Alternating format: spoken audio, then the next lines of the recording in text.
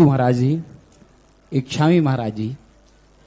महाराज श्री, मैं जब से बरनी गुरुकुल जबलपुर में पहुंचा हूं 38 साल हो रहे हैं और हमारे इस गुरुकुल के प्रथम अधिष्ठाता थे पंडित जगन मोहन लाल जी शास्त्री, जिनके अधिष्ठातृत्व में यह गुरुकुल शुरू हुआ था, और अंतिम अधिष्ठाता थे हमारे डॉक्टर पन्नालाल जी साहित्याचार्य जी।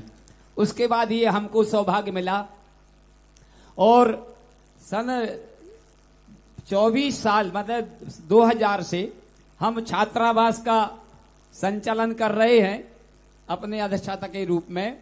तो महाराज सी बात यह है कि ऐसा वर्णी जी का भी क्या पुण्य था कि उन्होंने उस घोर अंधकार में भी ऐसे जगन मोहन लाल जी आदि सैकड़ों विद्वानों को तैयार किया। क्या ऐसा लगता है कि भगवान महावीर स्वामी के जैसे गौतम गणधर थे, ऐसे वर्तमान में हमारे वर्णी जी ना हो?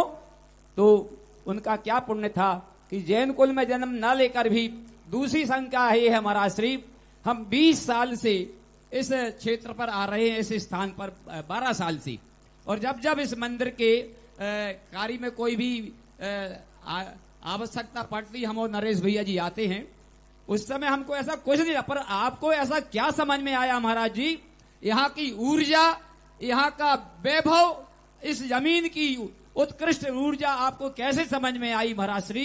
ये दो शंकाओं का समाधान करना। नमोस्तु महाराज जी। पहली बात है, समय के अनुसार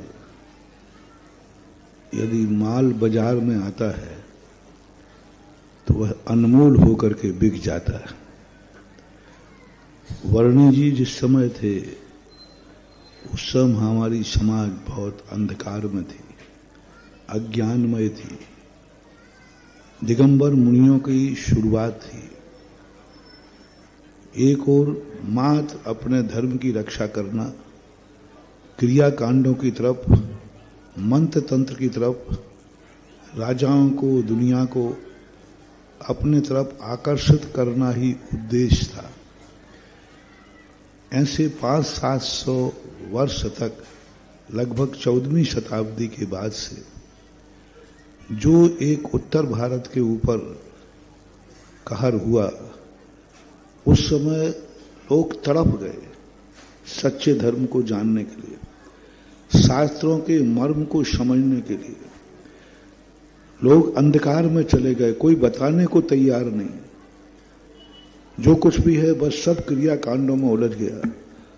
वस्तु का स्वरूप क्या है, तत्व का स्वरूप क्या है, श्रावकों को स्वाध्याय से बाहर कर दिया गया, शास्त्रों को तिजोरियों में बंद कर दिया गया, शास्त्रों को पढ़ना पढ़ाना बंद हो गया, शास्त्रों की सुरक्षा करना ही, जैसे कोई के पास सोने की गिन्नी हो, डायमंड हो, तो पहनने की अपेक्षा अधिकतम तिजोरी में रखता है, अधिक मूल्यवान वस्तु उपयोग से बाहर हो जाती है। इसी प्रकार जिनवाणी उपयोग से बाहर हो गई।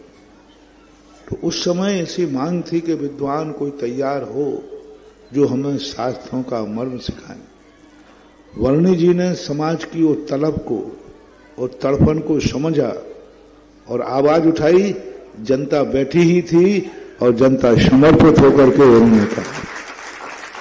इधर दानियों ने अपने धन का सदुपयोग करना समझा, इधर विद्वानों ने जो थोड़े बहुत थे उन्होंने पढ़ना समझा, और जो विद्वान रीम तैयार हुई उससे जो जिनवानी की सेवा हुई, वर्णी जी ने मौका देख करके बाजार में माल उतार दिया, चौका मार दिया, मौका देख के चौका मार दिया। और वो इतना प्रसिद्ध हुआ, इतना प्रसिद्ध हुआ कि सारा भारत विद्वानों को भर गया और हुआ। और वो आज कहना पड़ेगा ब्रह्मचारी जिनेश जी को, महेश जी वगैरह सब लोग हैं, वर्णी जी के जिस भावना से उन्होंने स्थापना की थी विद्यालयों की, छात्रावास की, उसमें पूरे भारतवर्ष में वर्णी जी का कोई विद्यालय यदि उसी गरिमा से चल रहा है तो जबलपुर का वर्णी गुरुकुल चल रहा है। जो संस्कार, जो अभी वहां धर्म के संस्कार ब्रह्मचारी लोग दे रहे हैं, वो अभी अन्य स्कूलों में नहीं। सभी वर्णी जी के स्कूलों को एक लौकिक रूप में, एक अन्य रूप में कर दिए गए। एक गुरुकुल जैसे लगते ही नहीं है कि ये गुरुकुल के विद्यार्थी हैं।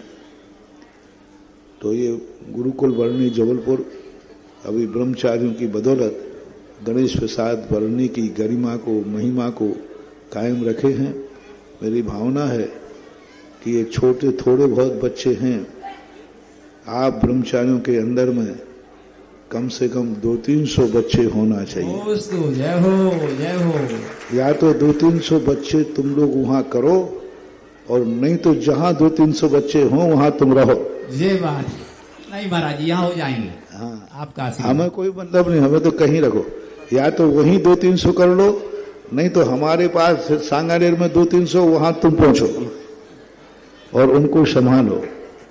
कुल मिलाकर के ब्रह्मचारी, अच्छे ब्रह्मचारी, संस्कार देने की भावना से ब्रह्मचारी हों, जो अपनी निजी स्वार्थ, निजी राजनीति न करते हों।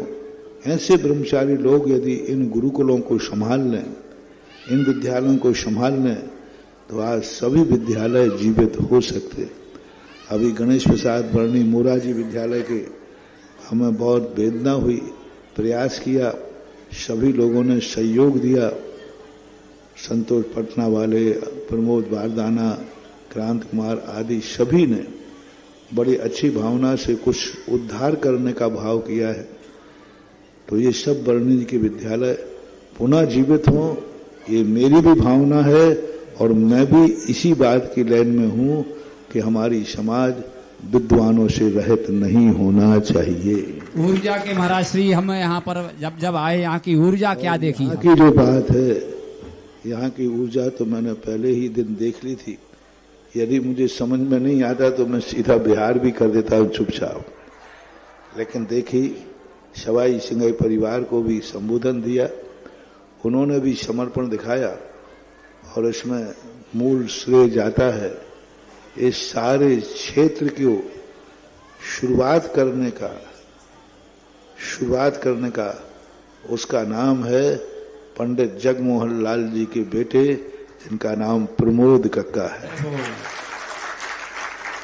ये शख्स है जिसने इस बात की शुरुआत की,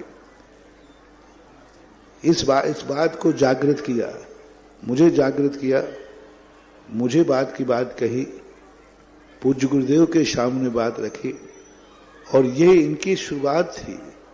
ये इनके पिताजी, मुझे बहुत अच्छे से कहना पड़ेगा, सवाई सिंगाई परिवार का बहुत बड़ा पुण्य रहा है उनको, जिन्हें जगमोहन लाल जी को गोद लेने का भाव किया।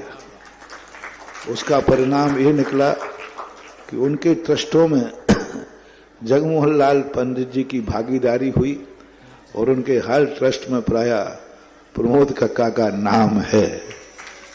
इस कारण से इनको ये मालूम चला कि कन्हैयालाल जी एक ऐसे महान सृष्टि, जिन्होंने परमार्थ के लिए 180 एकड़ जमीन परमार्थ स्वरूप के लिए भावना की, परमार्थ समाज के लिए, लोक कल्याण के लिए भावना की, और इस कल्याण की भावना को इन्होंने समझा और ऐसे बाहर लाए जैसे पंडित की पंडितानी सटखंडागम को बाहर लाई थी। वो आते ना कि पंडित जी लिखते थे, एक प्रति करना थी तो एक पंडित जी लिखते थे और एक, तो ऐसे ही प्रमोद जी ने ये बात सामने लाई। आज मैं इनको आशीर्वाद देना चाहूंगा कि तुम्हारी छोटा सा प्रयास, छोटी सी भावना ने आज इतना बड़ा कार्य कर दिया कि आज अपन महातीर्थ रूप में पंच कल्याण कर रहे हैं। देश आजाद हुआ था एक व्यक्ति ने आवाज लगाई थी, 100-150 साल से बंद था, इंकलाब जिंदाबाद। वो व्यक्ति